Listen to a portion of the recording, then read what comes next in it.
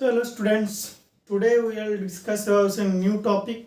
ठीक है, जिसका नाम है परमुटेशन एंड कॉम्बिनेशन।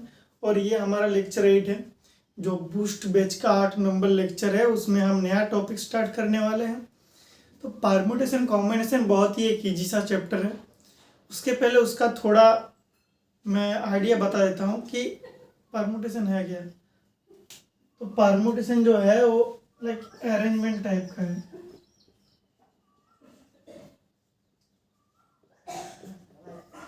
कोई भी चीज़ को हम कैसे अरेंज कर सकते हैं ये हम परमुटेशन से जान सकते हैं। जैसे कि एक एग्जांपल लेते हैं कि ए बी और सी है, उसको हम कितनी तरीके से अरेंज कर सकते हैं। मान लो कि मुझे तीनों में से दोनों को उठाना है, कितने तरीके से हम उठा सकते हैं। तो मान लो पहले पोजीशन में ए फिक्स्ड है, तीन में से कोई भी दोनों लेना है। दोनों मतलब पहले बी सी को हम कैसे ले सकते हैं, एक बी सी ले सकते हैं, दूसरा सी भी ले सकते हैं। सेकेंड में हम बी को फिक्स्ड रखेंगे सेकेंड पोजीशन में, उसमें ए और सी को चेंज करेंगे। तो यहाँ से दो आगे, यहाँ से दो, फिर सी को हम अगर कांस्टेंट रखेंगे, सी को थर्ड पोजीशन में हम कांस्टेंट रखें, तो यहाँ पर ए बी बी ए, ये इसका 6 पॉसिबिलिटी है। तीनों में से कोई भी दो चूज करके उसको अरेंज करने का। तो इसका जो फॉर्मूला होता है वो होता है NPN। पी मतलब कि परमुटेशन। NPN का जो फॉर्मूला है वो n फैक्टोरियल है, फिर n minus NPR, n element से कोई भी r एलिमेंट को अरेंज करना है। n मतलब यहाँ पर 3 है, r कितना है, दोनों को अरेंज करना है तो 2 है। तो इसका formula n factorial by n minus r factorial. तो यहाँ पर जो फैक्टोरियल होता है, फैक्टोरियल का आप ऐसे भी डिनोट कर सकते हो। और इस फैक्टोरियल का मतलब क्या होता है, जैसे 4 फैक्टोरियल मतलब कि 4 3 2 1। 3 फैक्टोरियल मतलब उल्टी तरीके से 1 तक ले जाना है, 1। 5 मतलब सिर्फ 5 इंटू 4 इंटू 3 इंटू 2 इंटू 1। और फिर ये 5 जो आ गया, ये 5 फैक्टोरियल है। तो क्या हम 4 3 2 1 को हम क्या लिख सकते हैं, 5 इंटू 4 फैक्टोरियल भी लिख सकते हैं, 5 इंटू 4 इंटू 3 फैक्टोरियल भी लिख सकते हैं। तो देखो कि n फैक्टोरियल अगर लिखे तो इसको हम n into n minus 1 factorial लिख सकते हैं, एक कमा एक घटा के उसका फैक्टोरियल। तो ऐसे इसका प्रोसेस चलता है। तो इसका फॉर्मूला है n factorial by n minus r factorial. Formula से इसके करके देखो कि तीनों में से दो को चॉइस करना है, तो 3 फैक्टोरियल बाई 3 माइनस 2 का फैक्टोरियल। और ये आ गया 3 इंटू 2 इंटू 1, फिर नीचे आ गए 1 फैक्टोरियल मतलब 1, फिर 3 2 6, और 0 फैक्टोरियल का वैल्यू 1 होता है। तो ये इसका फॉर्मूला हो गया।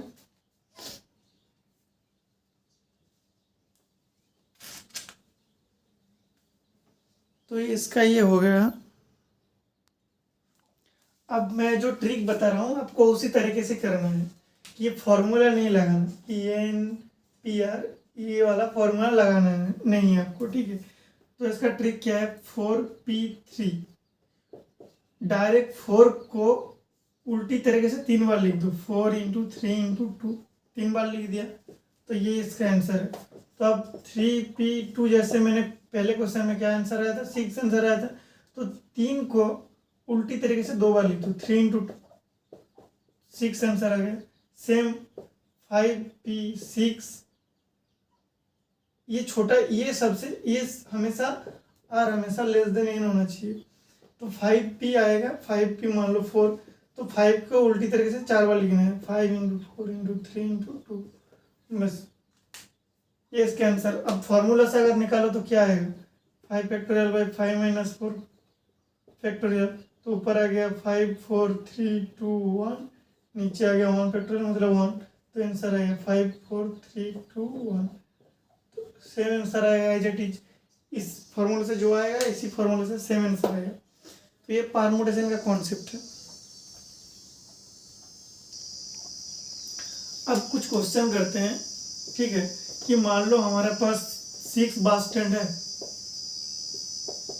6 बस स्टैंड है, और एक कोई भी एक आदमी है, इसको B जगह पे जाना है। मान लो ये कोलकाता है, ये यूपी है, कोलकाता से यूपी से जाना है, जाने के लिए कितने रोड है? 6 रोड है।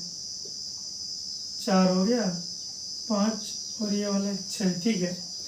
तो इसे क्या करना है, ये बोल रहा है क्वेश्चन में, ये जिस रूट से जाएगा, मान लो ये इस रूट से गया, ठीक है, ये वाले रूट से ये गया, तो इस रूट से वापस नहीं आ सकता।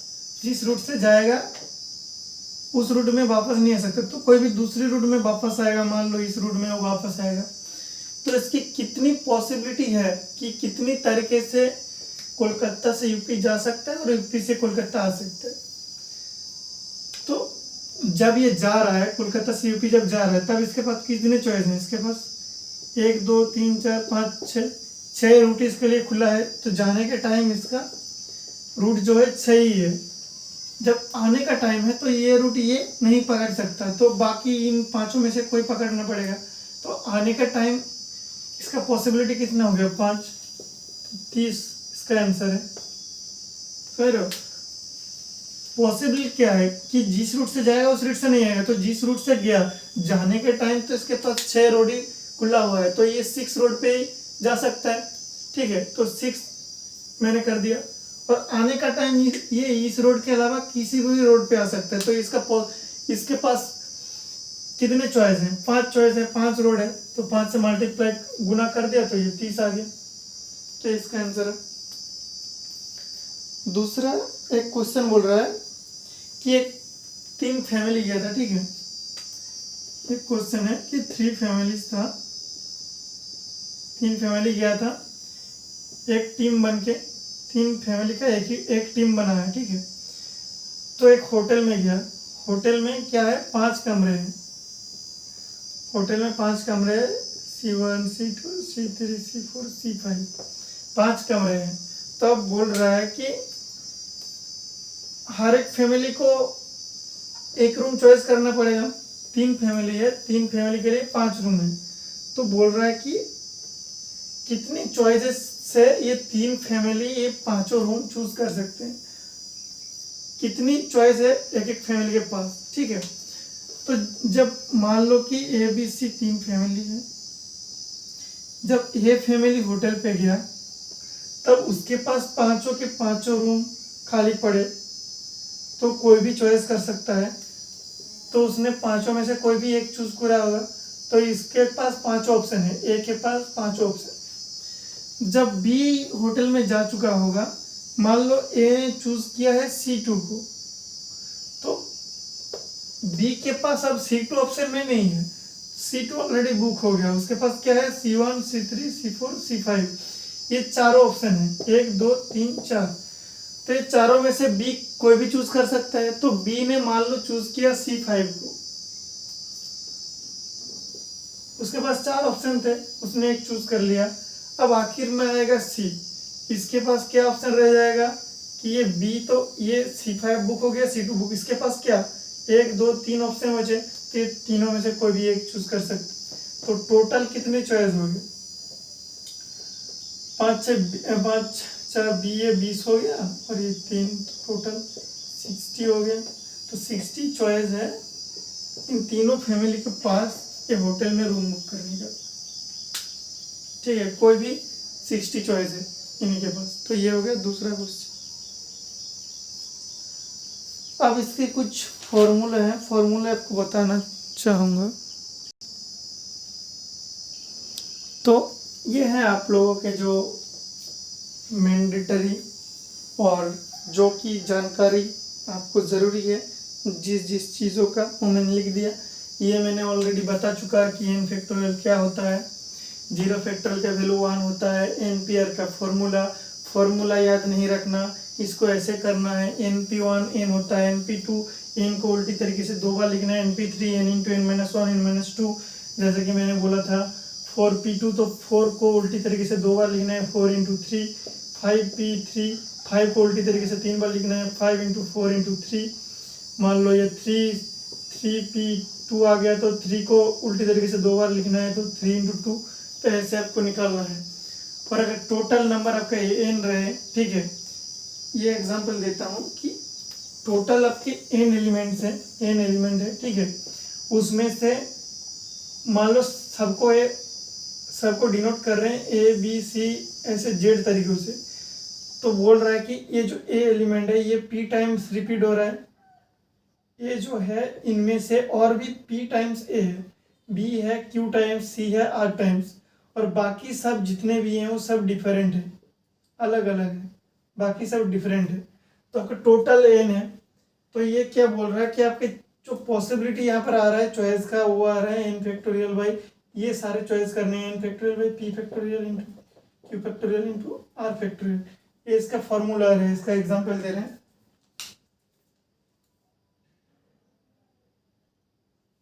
यहाँ क्वेश्चन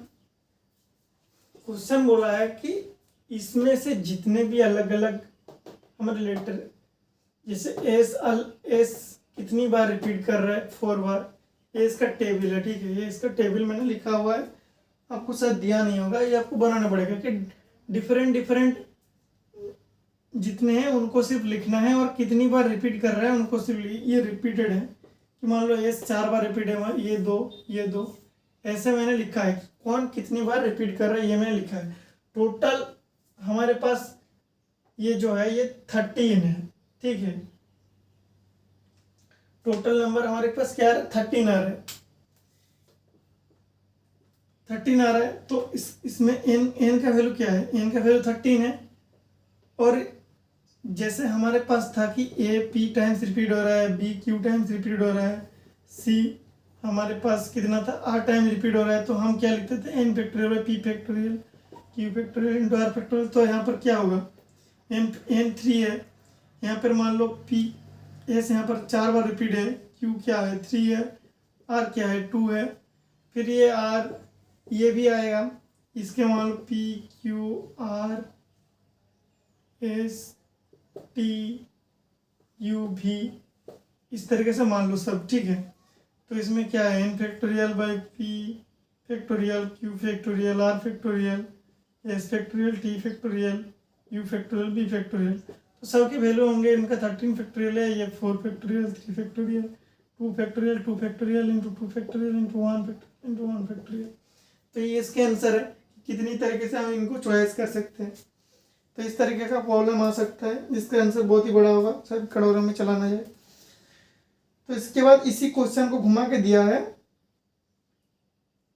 कि अगर मान लो ये जो एस है, ये एस चारों एक साथ ना है, कि 4 एस नहीं आ सकता एक साथ, 4 एस अगर ना आ सकता है, तो एस अगर ना आए, ठीक है,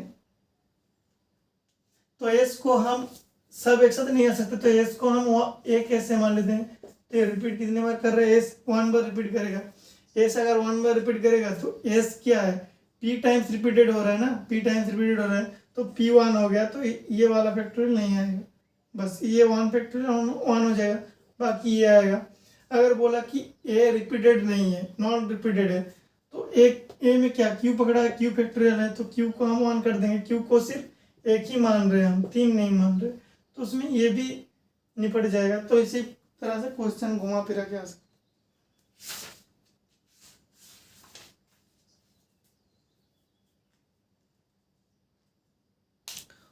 और एक क्वेश्चन है, और 2-3, ये 2 क्वेश्चन करेंगे, फिर और एक क्वेश्चन है, क्लास खत्म करेंगे और आखिर में एक क्वेश्चन देंगे। तो ये वाला जो क्वेश्चन है इसमें क्या बोल रहा है कि n p r equal to n-1 p r minus 1, अच्छा ये आर है, ठीक है, ये आ रहा है n-1 पी आर प्लस आ रहा है हमारा जो n-1 पी आर माइनस 1 और मल्टीप्लाई में आर है, ठीक है, ये वाला है।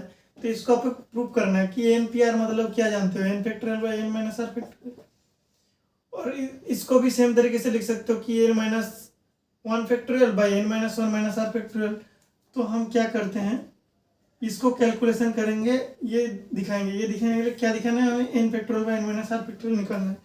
तो ये क्या करेंगे, इसको हम तोड़ रहे हैं कि n-1 factorial by n-1 minus r factorial, addition आएगा, ये मल्टीप्लाई में आर है, n-r factorial n-1 factorial by n-1 minus r plus 1 इसका फैक्टोरियल है।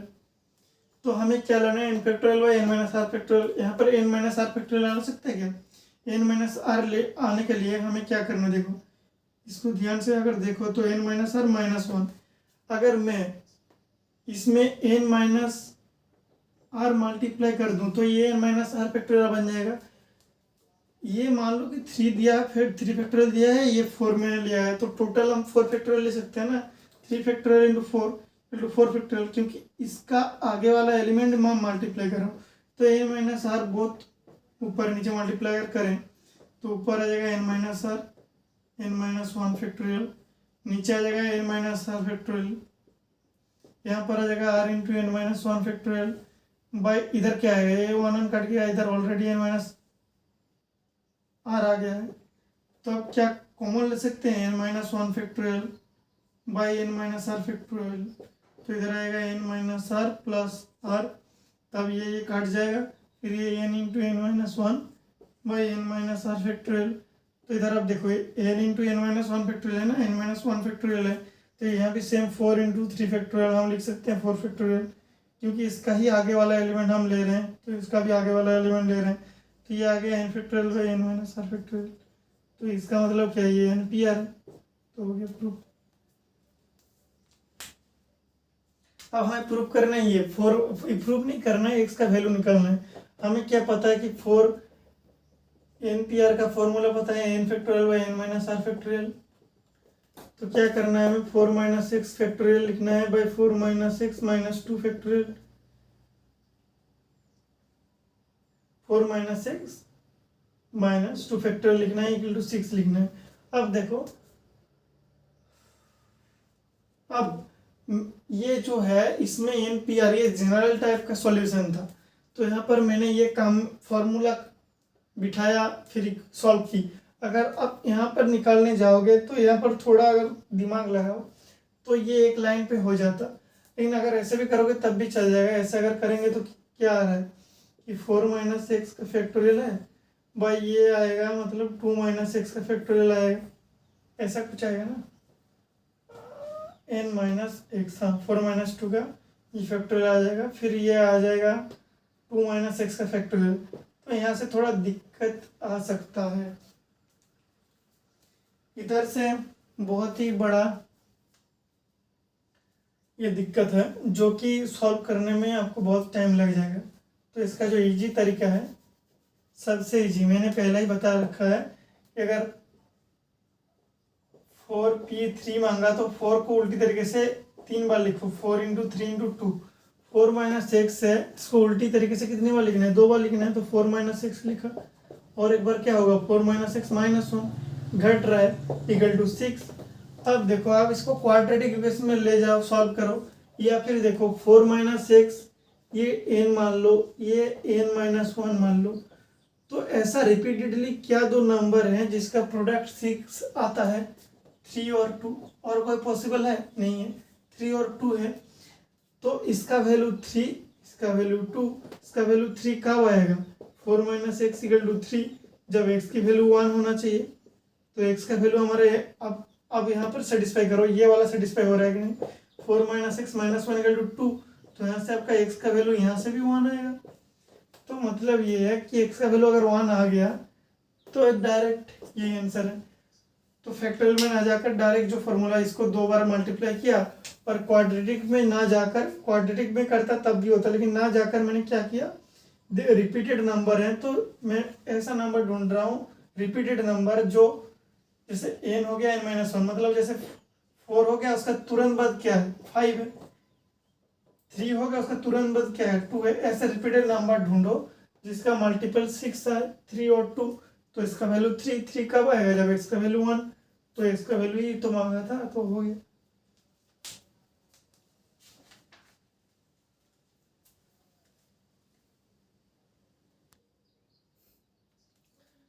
तो हमें क्या करना है, मान लो कोई डिक्शनरी है जहाँ पर ये मुंडे लिखा हुआ है, ठीक है, ये लिखा हुआ है, तो आप क्वेश्चन में पूछा कि एम से स्टार्ट होगा लेकिन वाई से खत्म नहीं होगा, ऐसे कितने वर्ड्स होंगे हमारे पास, ठीक है, ऐसे कितने वर्ड्स होंगे हमारे पास जो एम से स्टार्ट है और वाई से इंड नहीं होगा, नॉट इंड है।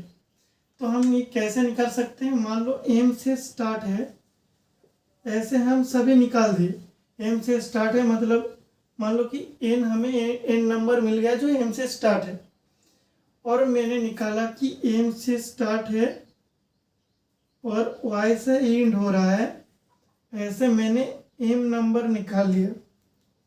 तो आप देख सकते m से स्टार्ट हो गया और m से स्टार्ट हुआ और y पे एंड हो गया, ऐसे m नंबर निकाले हैं। लेकिन हमें क्या करना है, m से स्टार्ट तो है, y से एंड नहीं होगा, तो इसको हम n माइनस m, ये आंसर जो है p आया, ये p ही इसका आंसर होना चाहिए। n जो है m से स्टार्ट होने वाला सभी आ गए हमारे पास, और m से स्टार्ट है y से खत्म है, उतने कितने हैं हमारे पास नंबर m है।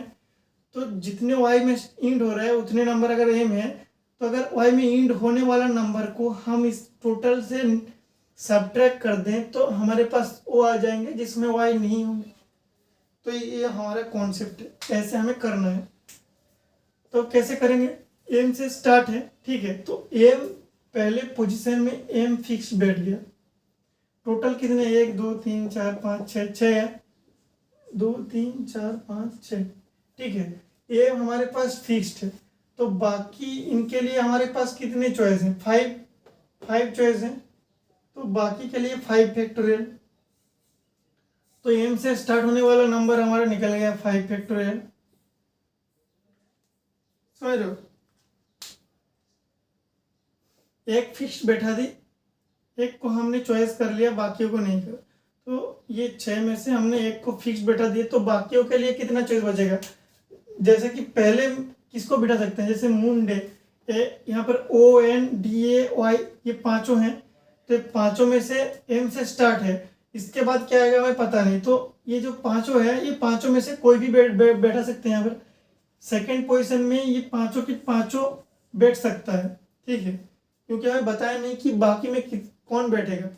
तो अगर मान लो यहाँ पर O बैठ गया, ठीक है, सेकेंड पोजीशन पे, अब थर्ड पोजीशन में के लिए कितना बचा, तो m और o फिक्स्ड हो गया, बाकियों के लिए 4 बच गया। 4 में से मान लो कोई भी यहाँ पर बैठेगा, यहाँ पर m से स्टार्ट है, तो मैंने किसमें एंड ये नहीं बोला, तो मैंने थर्ड पोजीशन पे मैं y भी चूज कर सकता हूँ। तो चूज कितनों में से y चूज कर सकता हूँ, चार हमारे पास चॉइस है, 4 चॉइस है थर्ड पोजीशन के लिए। उसके बाद क्या आएगा, फोर्थ पोजीशन में लिए फिर क्या बच जाएगा, हमारे पास 3 चॉइस बच जाएगा, फिर इसके लिए 2 बच जाएगा, इसके लिए 1 बच जाएगा। मान लो ये फिर D इसमें चूज किया ये, और इसमें क्या चूज करें, इसमें n ही बचा है, तो ऐसे चूज कर दिया। तो m से स्टार्ट होने वाला जो हमारा चॉइस है वो बन जाएगा 5 वेक्टर, 5 4 3 2 1, तो ये समथिंग 120 कितना आता है, 120 आता है। तो m से स्टार्ट होने वाला जो नंबर हमारे पास मिल गया, n का वैल्यू 120। अब हमें m से स्टार्ट है, y से एंड है, मतलब m और y दोनों फिक्स्ड है, बीच में 4 जो हैं, बीच में 4 होंगे ना, टोटल 6 है। तो इसको और इसको निकाल दिया, तो बीच में पड़ गया क्या, ONDA, 4 बच गए। तो 4 ही चॉइस है हमारे पास, तो सेकंड पोजीशन में मैं चारों में से कोई भी बैठा सकता हूँ, चारों में से कोई भी बैठा सकता हूँ। मान लो कोई भी बैठा दिया, इसमें n बैठा दिया, तो इसके बाद हमारे पास क्या बच जाएगा, चॉइस ODA, 3 चॉइस बच जाएगा। तो इसमें हम कोई भी 3 बैठा सकते हैं, मान लो इसमें D बैठा दिया, फिर उसमें कौन को O और A 2 बच जाएगा, तो 2 चॉइस है हमारे पास, मान लो इसमें A बैठा दिया, और आखिर में ये बड़े इसमें 1 चॉइस है। तो इसका जो परमुटेशन है वो क्या है, 4 फैक्टोरियल, 4 इंटू 3 इंटू 2 इंटू 1, तो इसमें क्या आएगा, 4 दूने 6, 24। तो 24 ऐसे होंगे जिसमें m से स्टार्ट है और y से एंड है, और हमारा फॉर्मूला n माइनस m था, n का वैल्यू ये है, m का वैल्यू ये है, n माइनस m क्या है, 120 में से 24 निकाल दो, ये आंसर आ गया। तो ये 96 इसका आंसर है। तो इसी तरीके से सब क्वेश्चन को करना है। अब ये एक क्वेश्चन है, ये मैं क्वेश्चन दे रहा हूँ कि कोई भी एक सर्कल है, ए है, बी, सी, इसमें आपको ए, बी, सी, डी, ई, ये पांचों बैठाने हैं, ठीक है, ये पांचों इस सर्कल में बैठाने हैं। कितनी तरीके से बैठा सकते हैं, इस सर्कल में बैठाना है, कितनी तरीके से बैठा सकते हैं, इसका आंसर देना, ठीक है। तो आज के लिए इतना, उसके बाद हमने आज जो पढ़ा है वो सिर्फ परमुटेशन पढ़ा है, कॉम्बिनेशन पढ़ा नहीं, तो कॉम्बिनेशन अगले वीडियो में आएगा, ठीक है।